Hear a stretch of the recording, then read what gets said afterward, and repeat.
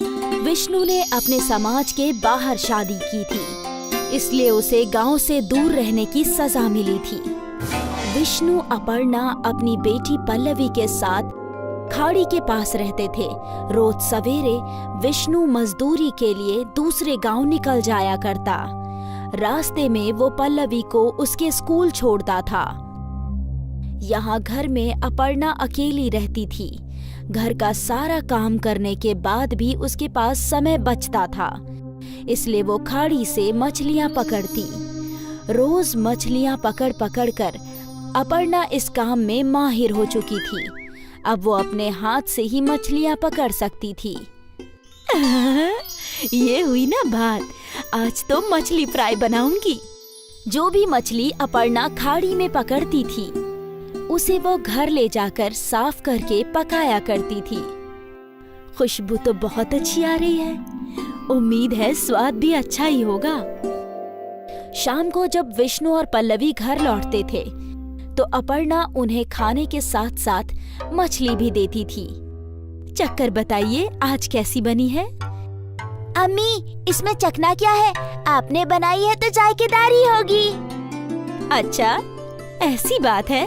हाँ अम्मी, मैं जब आपके हाथ की बनी मच्छी अपने दोस्तों को खिलाती हूँ ना, तो वो लोग पूरा डिब्बा चट कर जाते हैं और फिर कहते हैं कि तेरी अम्मी बहुत अच्छी मछली बनाती है। अच्छी बात है। हाँ हाँ, मछली तो तुम बहुत ही लजीज बनाती हो पन्ना, इसमें कोई शक नहीं है। मछली से याद आया, मैं सोच रही हूँ कि मैं रोज ज्यादा मछलियाँ पकड़कर उन्हें बाजार में फरोख्त करूँ। इससे मुझे कुछ पैसे भी मिल जाएंगे। हाँ, बेच तो सकती हो, तुम्हें तो मछलियाँ पकड़ना भी आता है। हाँ, तो कल से ही काम की शुरुआत करती हूँ। अगले रोज अपर्णा ने कई सारी मछलियाँ पकड़ी और फिर उन्हें एक टोकरी में भरकर बाजार की तरफ रवाना हो गई। ताजी ताजी मछलियाँ आज की पकड़ी गई, बिल्कुल ताजी मछलियाँ। मीठे पानी की मछलियाँ हैं क्या?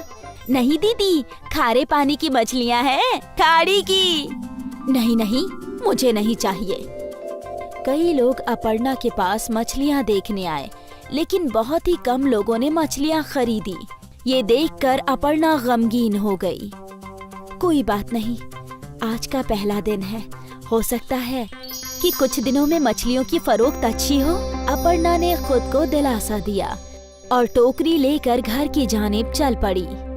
अगले रोज भी अपर्णा ने ताजी मछलियाँ पकड़ ली और उन्हें फरोख्त करने के लिए बाजार पहुँची। मछलियाँ ले लो, ताजी ताजी मछलियाँ। आज भी वही हाल था, मछलियाँ बिक ही नहीं रही थी। ऐसा कई रोज तक चलता रहा और फिर अपर्णा पूरी तरह निराश हो गई। वो मछलियों की भरी हुई टोकरी लेकर घर पहुंची।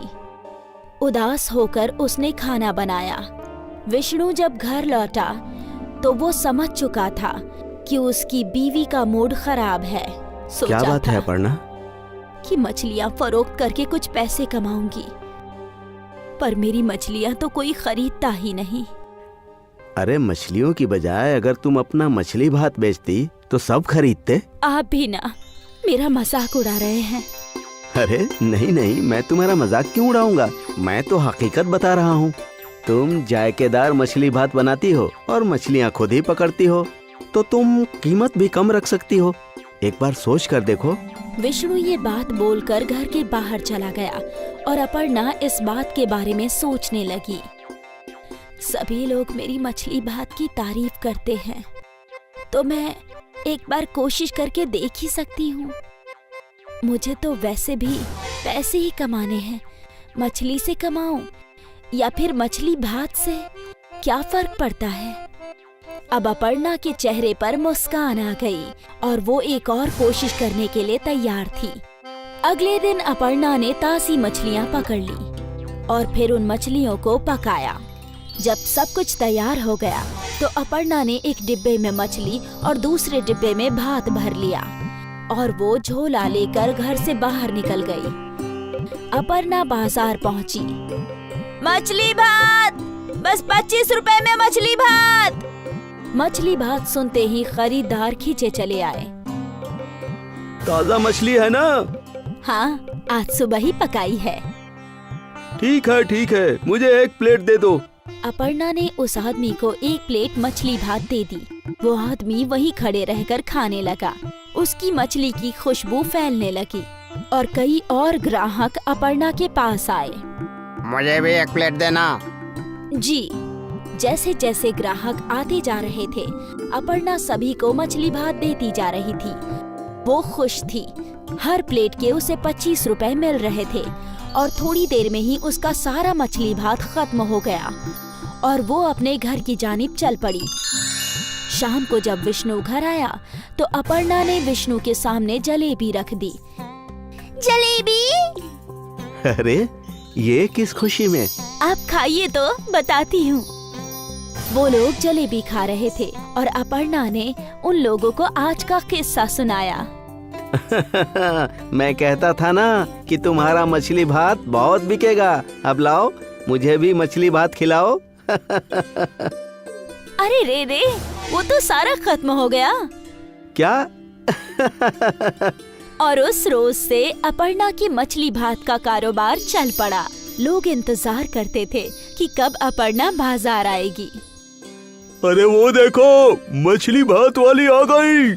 उसके आते ही उसके आसपास भीड़ जमा हो जाया करती। अपने कमाए हुए पैसों से अपर्णा ने घर की मरम्मत करवाई। विष्णु भी अपर्णा का हाथ बटाने लगा मछली भात बनाकर बेचने में।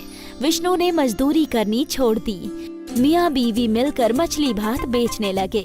बाजार में उनकी दुकान भी खुल गई थी।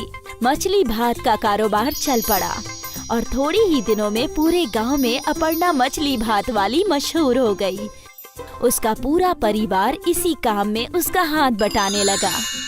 शुभम और रवि दोनों भाई थे। उनके वालिदैन के इंतकाल के बाद दोनों ने घर का बंटवारा कर लिया। आधे हिस्से में बड़ा भाई रवि अपनी बीवी के साथ रहता था और आधे हिस्से में शुभम अपनी बीवी साधना के साथ रहता था। जैसे घर का बंटवारा हुआ था वैसे ही दुकान का भी बंटवारा हुआ था। दुकान के बीच में एक दीवार खड़ी कर दी गई थी। आधी दुकान में रवि स्त्री का काम किया करता था और आधी दुकान में शुभम और साधना ढाबा चलाया करते थे। आ गई बहू, मैं तुम्हारा ही इंतजार कर रहा था। आपकी चाय मैं अभी चढ़ाती हूँ जेठ जी। हाँ। रवि और शुभम दोनों भाइयों में कोई रंजिश न थी। दोनों एक साथ हंसी खुशी रहते थे। भाईजान कल सुबह घर पे मुर्गा पकाने वाले हैं, आ जाना आप। हाँ हाँ, तेरी भाभी से छुप कर आ जाऊंगा। अरे जेठ जी, मैं आपके लिए और भाभी के लिए भी मुर्गा पका दूंगी। ना ना ना ना, ऐसा ना करना। मैं अपनी बीवी को बखूबी जानता हूँ। वो ना मुझे तुम्हारे हाथ का कुछ खाने देगी और ना खुद खाएगी। जैसा चल रहा है वैसा ही सही है। कम से कम मैं छुप छुपा कर तुम्हारे हाथ का जायकेदार खाना तो खा सकता हूँ। ठीक है जेठ जी। साधना ने रवि को चाय पेश की और फिर ढाबे का काम शुरू किया। खरीदार आने लगे। बाजी, 2 चाय और 1 ऑमलेट पाव। ठीक है भाईजान। साधना किचन संभालती और शुभम खरीदारों को। दोनों मिलजुल कर काम करते थे। सुबह से शाम तक उनका ढाबा चलता रहता और फिर शाम के समय साधना सबके लिए नाश्ता बनाती। जीत जी आइए, मैंने आपके लिए स्पेशल अंडा भुर्जी बनाई है। अभी आया। साधना, रवि और शुभम एक साथ बैठकर नाश्ता किया करते थे। खुश रहो बहू, तुम्हारे जैसी बहू हर खानदान को मिलनी चाहिए। तुम जैसे शुभम की मदद करती हो, मैं भी सोचता हूँ कि काश गायत्री भी मेरी ऐसे ही मदद करती। कोई बात नहीं भाईजान, कहते हैं ना, माले में सारे मोती एक तरह के नहीं होते, वैसे ही सभी लोग अलग अलग होते हैं। अलग होना भी ठीक है। गायत्री को तो बस लड़ना झगड़ना आता है। शादी के बाद तुमसे लड़कर बंटवारा करा दिया और अब तुम अलग हो गए हो तो मुझसे लड़ती है। मेरी तकलीफ मैं ही जानता हूँ, मेरी छोड़ो। तुम दोनों के लिए मैं बेहद खुश हूँ। ऊपर वाला तुम दोनों को कामयाबी अता फरमाए। शुक्रिया जेठ जी। भाईजान, कल दोपहर में घर आना मत भूलना। वो तो मैं कभी नहीं भूलूंगा।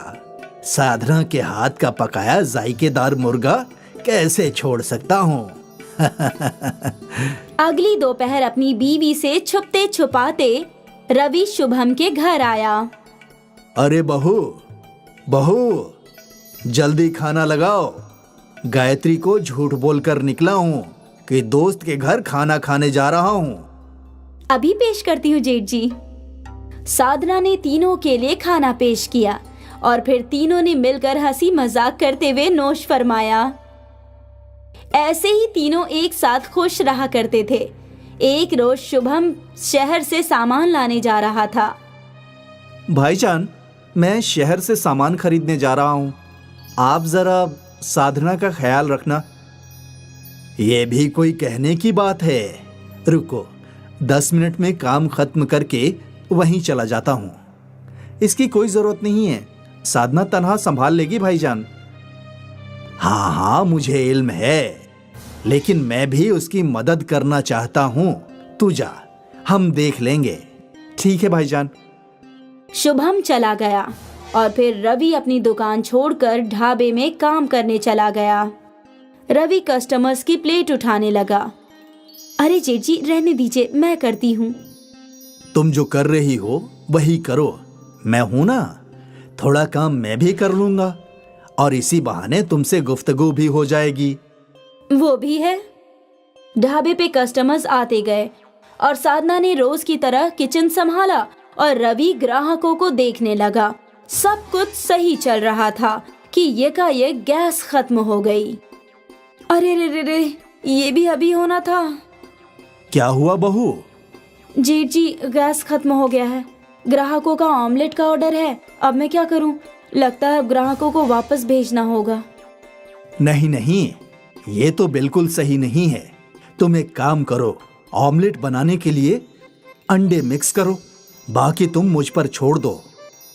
साधना ने ग्लास में अंडा फोड़ा और उसमें नमक और मसाला, प्याज, मिर्च डालकर मिक्स करने लगी।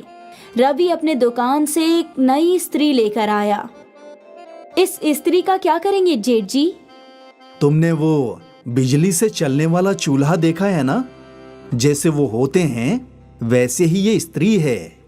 तुमने जो ऑमलेट मिक्स किया है वो इस इस्त्री पे डाल दो। क्या ऑमलेट बनेगा? कोशिश करके देखते हैं।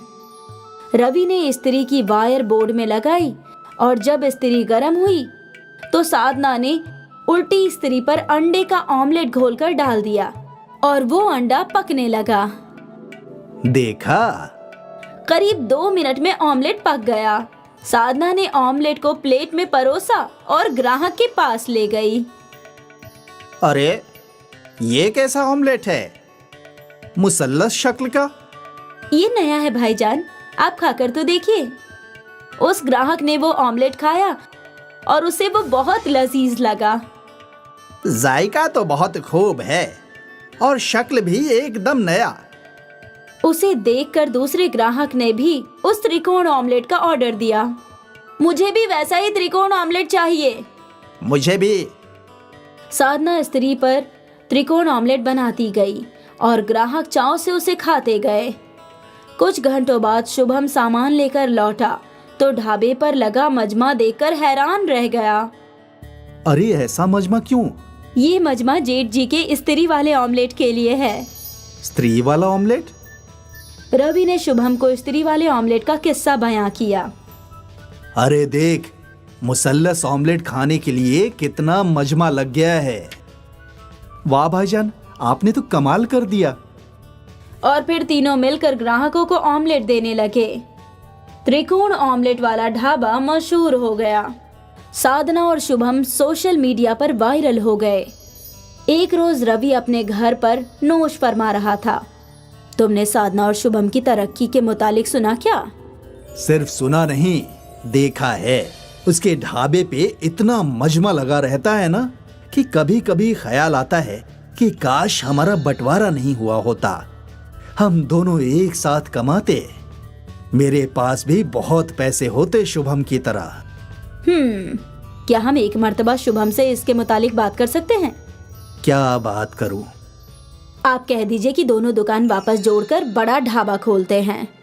लेकिन अगर फिर तुमने झगड़ा किया तो? मैं पागल थोड़ी हूँ जो आती हुई लक्ष्मी को रोकूंगी। ठीक है। रवि तो दिल ही दिल में बेहद खुश था। वो तो कब्ल से ही यही चाहता था। कुछ रोज बाद दोनों दुकानें जुड़ गई और ढाबा बड़ा हो गया। शुभम, रवि और साधना मिलकर ढाबा चलाने लगे।